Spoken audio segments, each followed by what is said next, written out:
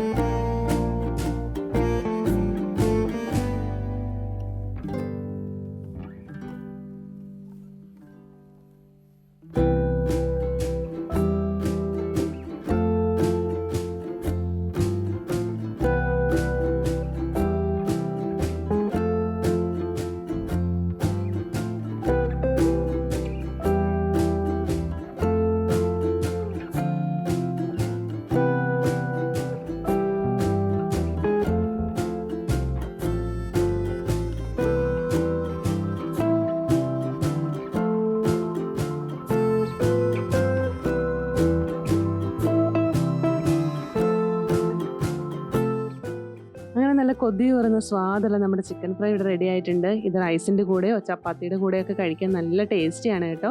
ഇതെല്ലാവർക്കും ഇഷ്ടപ്പെടും തീർച്ച. അധികം ടൈമൊന്നും എടുക്കാതെ ഒരു ഡെലീഷ്യസ് ആയിട്ടുള്ള ഫ്രൈ നമ്മൾ ഉണ്ടാക്കിയെടുത്തിരിക്കുകയാണ്. സോ എല്ലാവരും ഒന്ന് ട്രൈ ചെയ്ത് നോക്കിയിട്ട് നിങ്ങളുടെ അഭിപ്രായങ്ങളൊക്കെ പറയണേ. അതേപോലെ ഞങ്ങളുടെ ചാനലൊന്ന് സബ്സ്ക്രൈബ് ചെയ്യുകയും ലൈക്ക് ചെയ്യുകയും ചെയ്തേക്കണേ.